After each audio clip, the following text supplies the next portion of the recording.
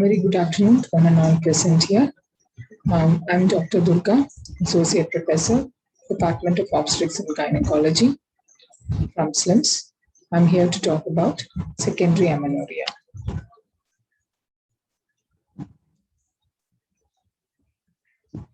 Now, what is amenorrhea? Amenorrhea is the absence or abnormal cessation of the menses. Now, there are two types of amenorrhea. Either it is physiological amenorrhea and pathological amenorrhea. Classification of amenorrhea. It is divided to physiological and pathological. Now, physiological causes of amenorrhea are pre-puberty, pregnancy-related reasons, and menopause.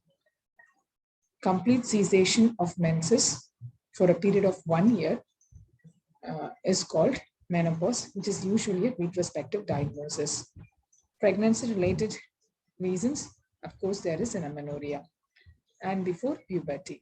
So these are physiological causes. I'm going to the pathological causes. We have two types, a primary and secondary.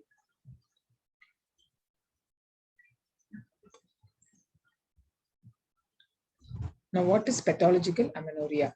A patient is diagnosed with the primary amenorrhea if she has not reached menarche by the age of 16 with normal secondary sexual characters, or 14 without secondary sexual characters. So, a primary amenorrhea is diagnosed when the girl has not attained her menses or has not attained her menarche. If she has developed a normal secondary sexual characteristics, we can wait to the age of 16. But if she does not develop any secondary sexual characters, we have to start investigating the child for the reasons of primary amenorrhea from the age of 14 years. Now, what is secondary amenorrhea? Secondary amenorrhea, if established menses have ceased for longer than 6 months or for at least 3 of the previous 3 cycle intervals without any physiological reasons. Secondary amenorrhea means that if the patient has attained a menarche, she was having menses. Now, for a period of 6 months, she is not able to have her regular menses. Or there is amenorrhea. So, or else, if the patient is an irregularly menstruating woman, for absence of 3 previous cycles, we call them as secondary amenorrhea.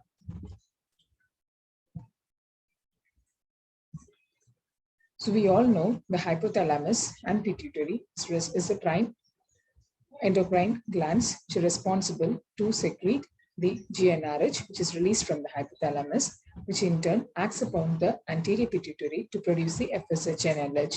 The FSH and LH, along with other endocrine glands like the thyroid and the adrenals, will act upon the ovaries, and this ovary is then produces the estrogen, which is the primary hormone in the ovarian cycle, and later on progesterone, which is a primary hormone in the luteal phase, which acts upon the outflow tract. The outflow tract mainly consists of the uterus, the cervix, and the vagina, where the uterus has 3 main important histological linings: the endometrium, the myometrium, and the perimetrium, out of which the endometrium is more sensitive to the hormonal changes, and it shows a proliferative phase in the first half of the ovarian cycle, that is during the follicular phase, and a secretory phase is seen in the luteal. So, a withdrawal of this progesterone and estrogen is responsible for the regular menses. It causes shedding of the superficial layers of the endometrium and results in menstruation. Now we shall see some of the causes of secondary amenorrhea.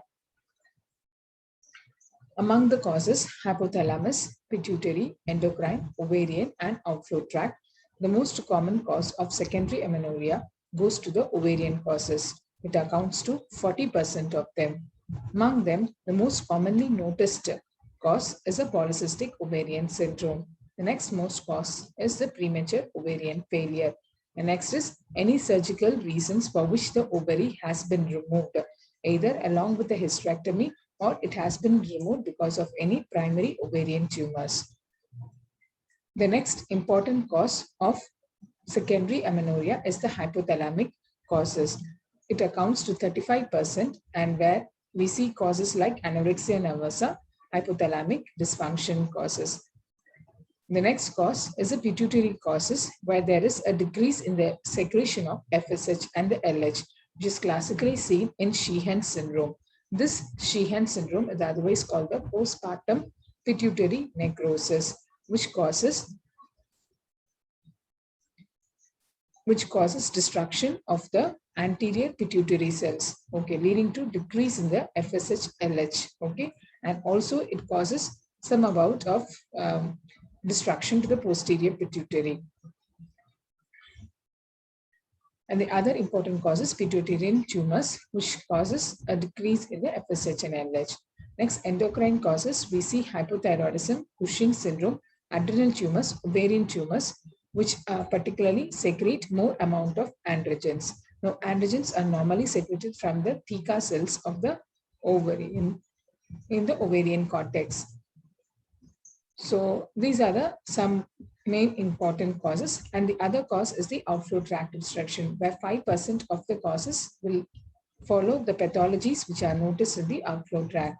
Here we have Asherman syndrome, cervical stenosis, and hysterectomies. Now we shall deal into each of these causes in detail in the following slides.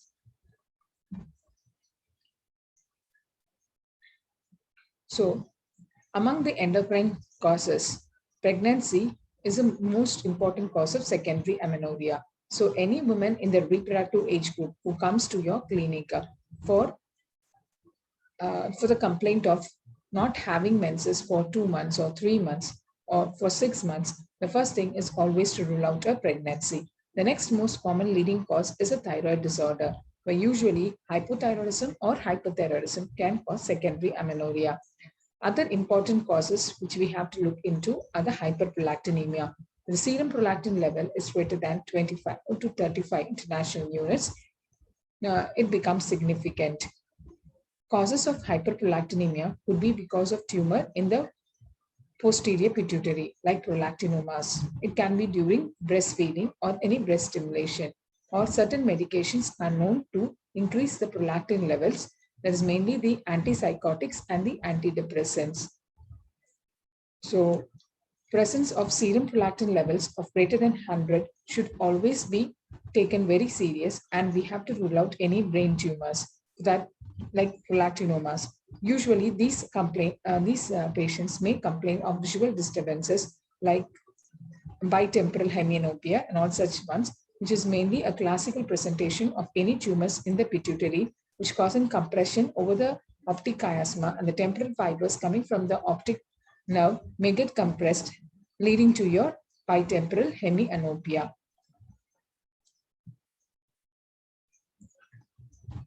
There is one more classification of secondary amenorrhea where we divide them depending upon the levels of FSH which is present.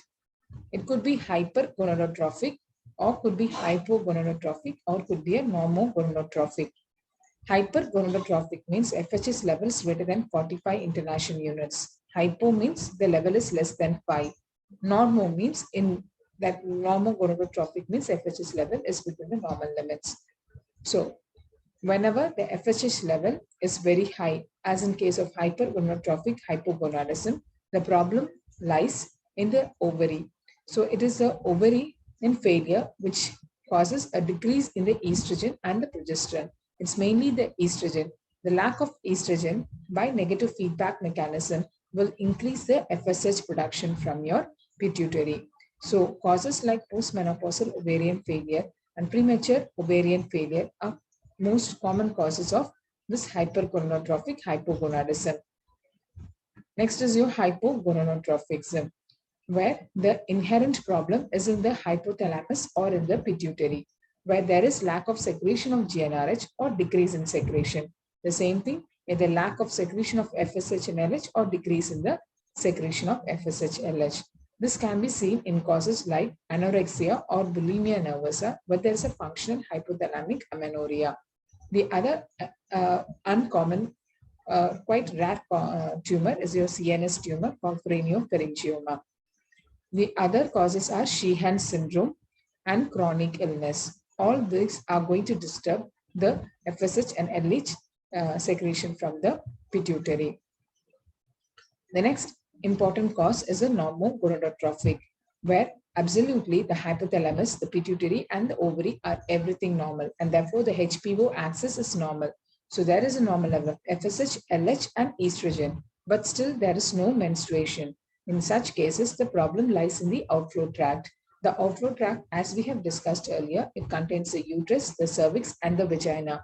So any problem with the uterus, as we already talked, the functional layer of the uterus, the endometrium, which has been scarred for many reasons, like Asherman syndrome or because of genital tuberculosis, may cause decrease or absence in the flow of menstruation. Next important cause is cervical stenosis. All this may be seen in cases of repeated recurrent dilatation and curettage. Another cases where we see this normogonadotrophic and quite a common cause is your polycystic ovarian syndrome, where here the FSH level is going to be normal, but the LH level is going to be very high. And most important thing is they may have hyperandrogenism. Other causes of hyperandrogenism is polycystic ovaries, Cushing's disease, and congenital adrenal hyperplasia. In polycystic ovaries, the excessive androgens are produced from the theca cells. In Cushing's disease, we know it is per se from the development of, it is per se due to abnormal secretion of androgens from the adrenals and because of the indirect stimulation from the pituitary. The next is your congenital adrenal hyperplasia. So these are the three basic classifications, okay, depending upon the level of FSH level.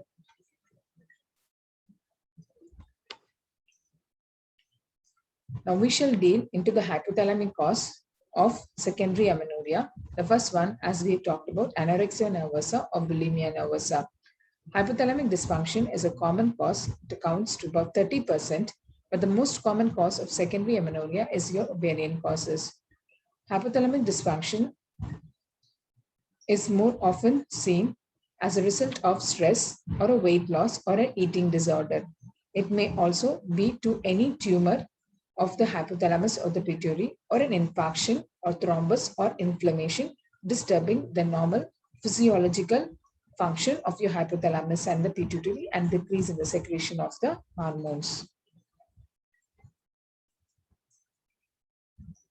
Among the pituitary causes, as we talked, is the same tumor, infection, mass, agenesis, and hypoplasia, and many other syndromes are associated with pituitarian causes, leading to decrease in the secretion of FSH and LH. Now we shall deal into the endocrine causes of secondary amenorrhea. As we have first seen, the most important cause of secondary amenorrhea, that too in a reproductive age group, is always pregnancy, and hence first a urine pregnancy test must be done to rule out pregnancy. Once it has been ruled out, the next important test we do to find out is your thyroid. To find out any thyroid disorder is your thyroid stimulating hormone. It's called TSH, and a free T3 and a free T4 is done to assess if there is any thyroid disorder. Among the thyroid disorders, we have two types, that is hypothyroidism and hyperthyroidism. In hypothyroidism, the level of TSH is very high, whereas in hyperthyroidism, that level of TSH is low. This is because of the negative feedback mechanism. So in thyroid disorders, in hypothyroidism, usually the patient complains menorrhagia, whereas in hyperthyroidism, it is the opposite. The patient usually complains of hypomenorrhea or amenorrhea. Cushing's disease and thyroid disorder interfere with the normal function of the hypothalamo-pituitary-ovarian axis and present with amenorrhea. High levels of thyroxine inhibit the FSH release. That means high levels of thyroxine means it is seen in thyrotoxicosis or in Graves' disease, which causes inhibition of the FSH and thereby leading to amenorrhea. Androgen secreting tumors of the ovaries causes secondary amenorrhea. Androgen secreting tumors of the ovaries, we call them as Hyalus cell tumors or adrenoblastomas or androgenic blastomas of the ovaries.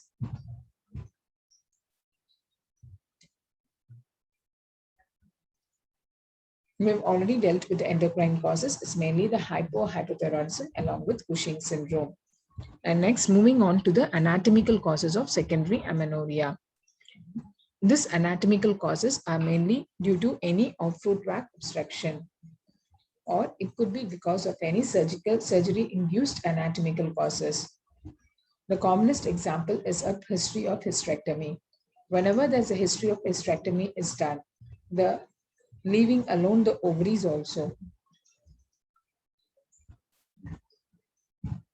there is decrease in the, or is an abrupt cut of blood supply to the ovaries, and the ovaries may later on lose their function. And as well, the uterus has been removed and therefore there is no chance of menstruation. The next is endometrial ablating procedures, where the endometrium has been burnt by many types of lasers, and therefore excessive burning of the endometrium may lead to endometrial scarring and thereby amenorrhea later on. Another thing is this Asherman syndrome. Asherman syndrome is a damage done to the endometrium with leading to adhesion formation. These adhesions are seen between the anterior and posterior walls and between the two lateral walls. This Asherman syndrome commonly follows repeated dilatation and curettage.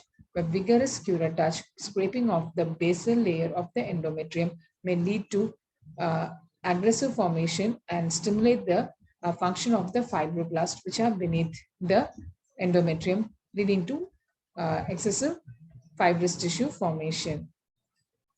Stenosis of the cervix following cone biopsy. So these are some of the anatomical causes. There's one condition we have learnt before, is a premature ovarian failure. This premature ovarian failure occurs in about 1% before the age of 40. Premature ovarian failure may be due to chemotherapy and radiotherapy, autoimmune disease following viral infections, and following surgery for conditions such as endometriosis.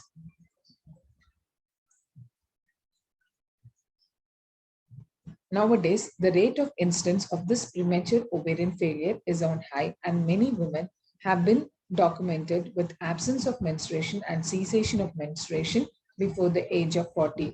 But normally, this cessation of menstruation for a period of 1 year, which then later on called as menopause, usually is around the age group of 45 years. But if this occurs before the age of 40, we call that as premature ovarian failure.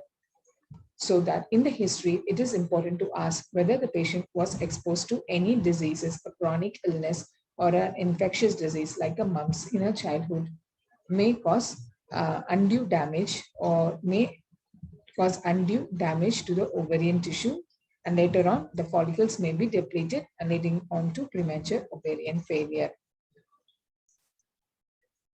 Premature ovarian failure, which occurs before the age of 40 years, if it occurs before 30 years, may be due to chromosomal disorders. Karyotyping is done to check for mosaicism. Some cells may have Y chromosome. Gonadectomy is indicated to prevent the malignant transformation of those gonads which show a genetic makeup of Y chromosome. The tumor which develops in this is a gonadoblastoma. Other causes of premature ovarian failure is an ovarian injury from the surgeries, which is very common following a TAH. Okay. And next is radiation or chemotherapy, galactosemia, and autoimmunity. When premature ovarian failure is secondary to autoimmune diseases, and other endocrine organs should also be affected. So could also be affected, and therefore they have to be investigated. So therefore, investigations for diabetes, for thyroid disorders, where you do TSH and free thyroxine,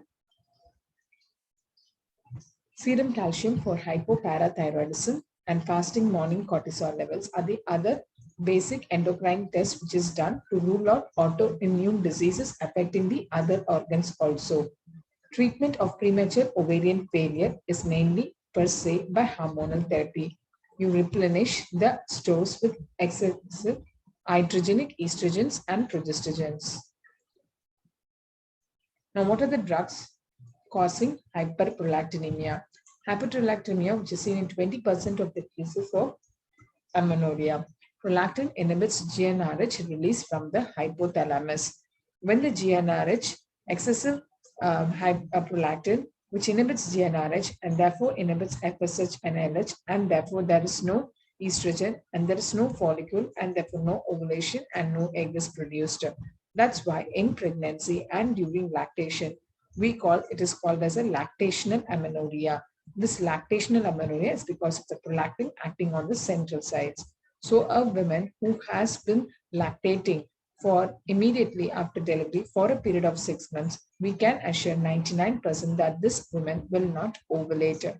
That's why we educate the women to give exclusive breastfeeding for at least 6 months so that we can be sure to about 99% of the patient will not have ovulatory cycles.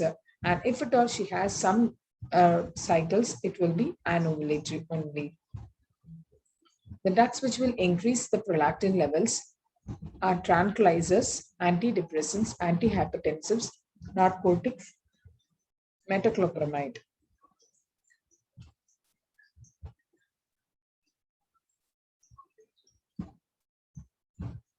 Amenorrhea with hyperprolactinemia. Galacturia is the most frequently observed abnormality associated with hyperprolactinemia. Hyperprolactinemia that is severe or associated with menstrual disturbances or galacturia should be confirmed by a second test. Always, along with galacturia, testing for prolactin levels, TSH level must also be tested for hypothyroidism. If clinically significant hyperprolactinemia is not explained by hypothyroidism or drugs, use a CT or MRI scan of the sella turcica should be performed. So what we want to do is that high levels of prolactin, in cases of galacturia, we find that the TSH level is also increased and it is tested, found to be increased.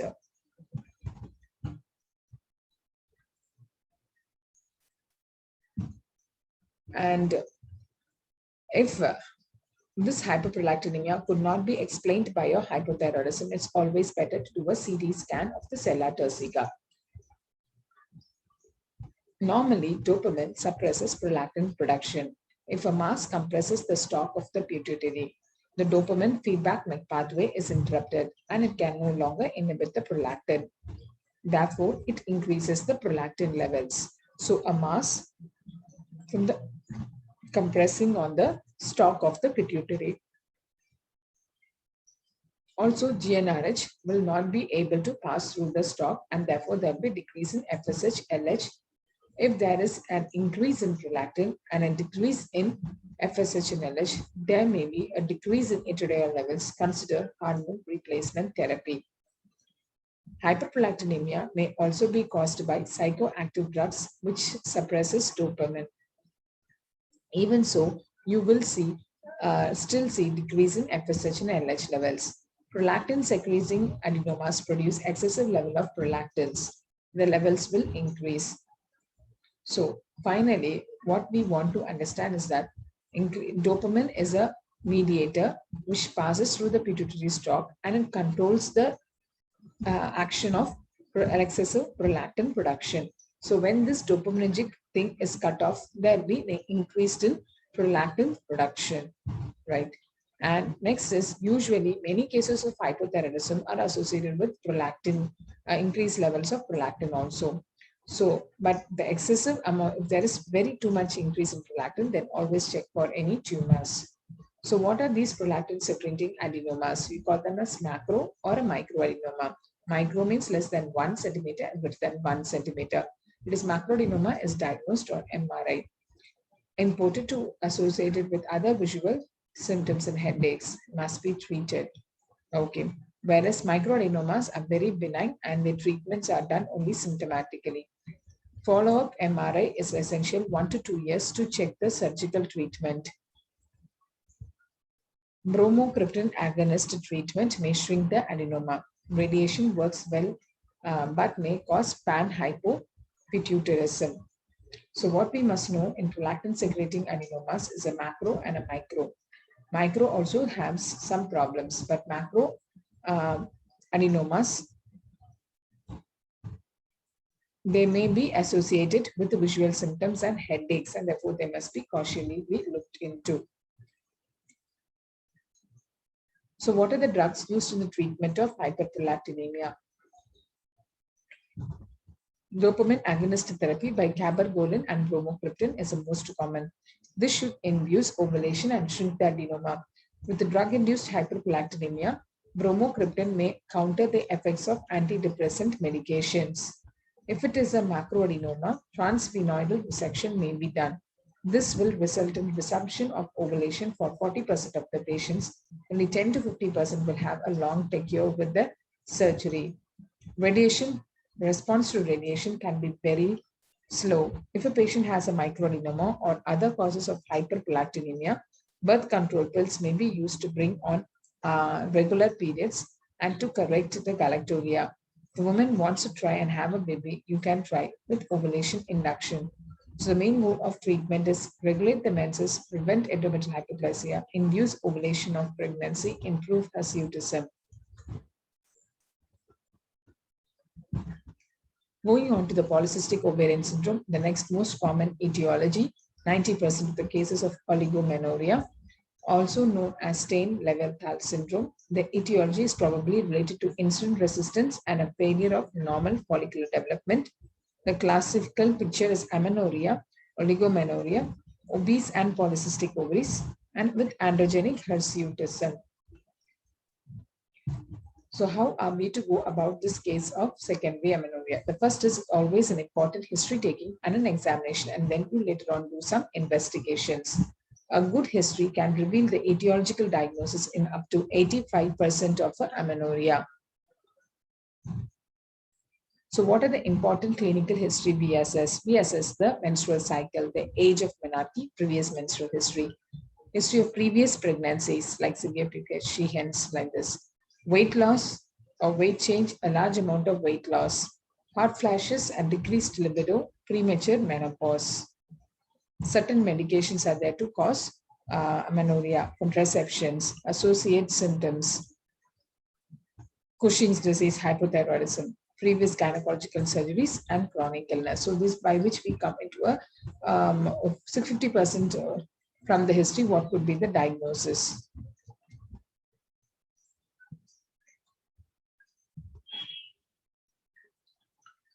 Clinical assessment examination includes checking for the height and weight and finding the body mass index. Weight loss related amenorrhea, the blood pressure elevated in Cushing's disease and PCOS. Androgenic excess, hirsutism, PCOS.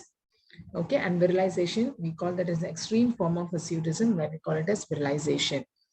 Secondary sexual characters must be noted. Breast examination may reveal galactorrhea. Abdominal masses may be present as in hematometra or pelvic mass, which is a ovarian tumor, and inspection of the genitalia for there is any cervical stenosis. So these are some initial assessment methods.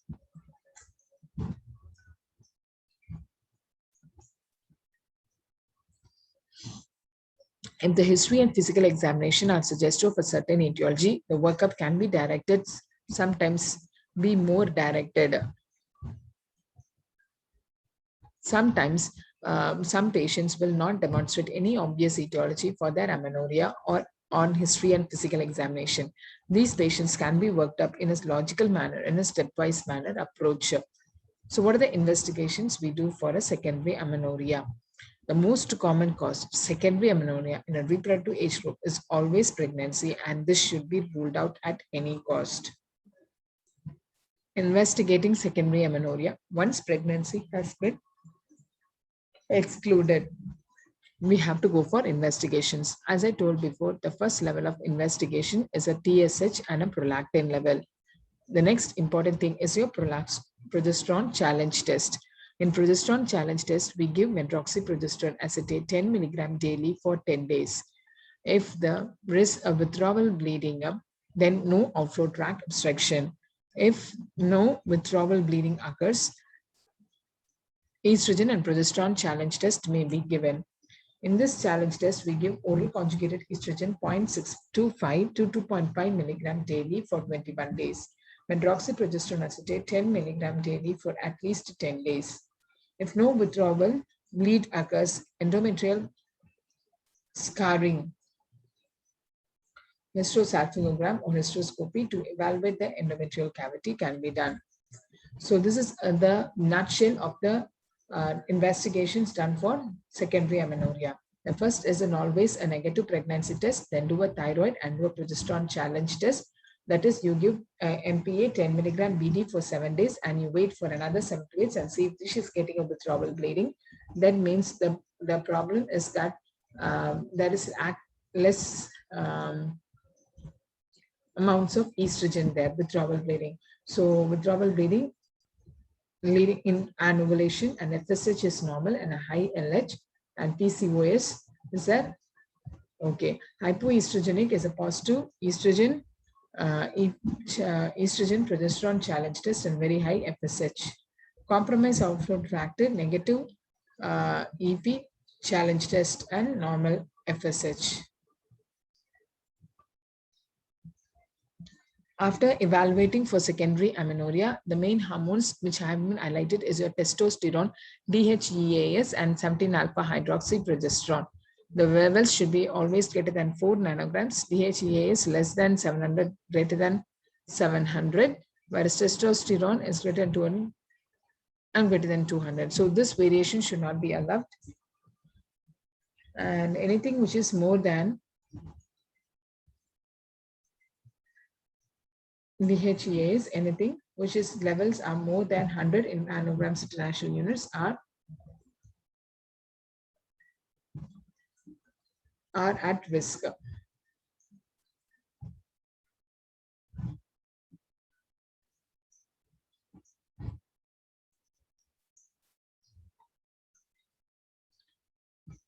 So this we already discussed: the ovarian failure, premature menopause, chromosomal anomalies may be one cause, and autoimmune disorders affecting thyroid, parathyroid, and adrenal. Whereas chromosomal anomalies, Y chromosome is found in the gonad, should be surgically excised.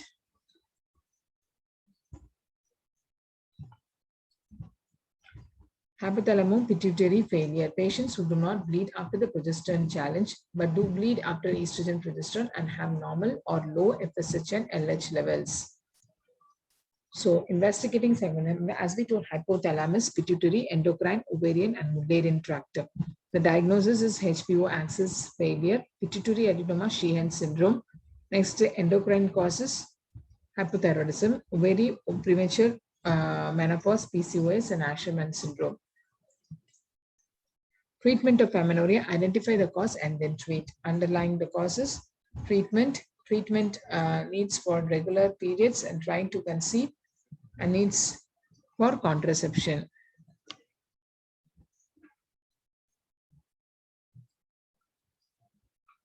So the treatment of amenorrhea, either we want regular periods with the use of combined oral contraceptive or HRT, and then need contraception, but confirmed ovarian failure within will not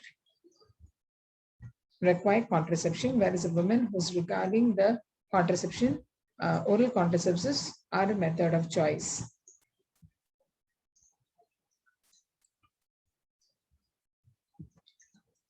So this is a nutshell of the treatment or the management of oligomenorrhea. So ovarian insufficiency, the management is HRT. Premature, postmenopausal, everything HRT. Congenital anatomical lesions, surgical correction, presence of Y chromosome, gonadectomy.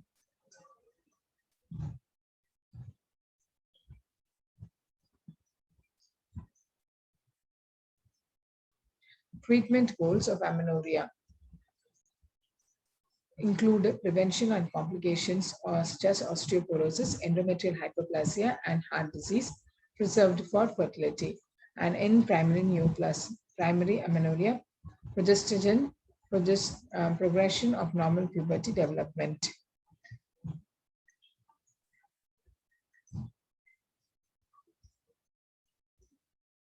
So I hope I have made the points clear. In secondary amenorrhea, the first thing is always rule out pregnancy. The next one is UPT negative, always rule out pregnancy. And then you go in for thyroid disorders, TSH, free T4, free T3. Apart from that, you take a ultrasound of this one and do other various investigations. So thank you. So secondary amenorrhea. So what is amenorrhea? Amenorrhea is complete cessation of menses. What is primary? She has not attained menses so far. If it's age of 14 or age of 16. Age of 14 means she should have attained the menopause 3 years back. Whereas if it is a amenorrhea, which has where the patient was previously menstruating, but later on the patient did not menstruate for a period of 6 months or for 3 irregular cycles, you call it as secondary amenorrhea. We must know the conditions where you have primary amenorrhea. It's mainly the lactational period in the pre-puberty and the post breakfast or post lunch.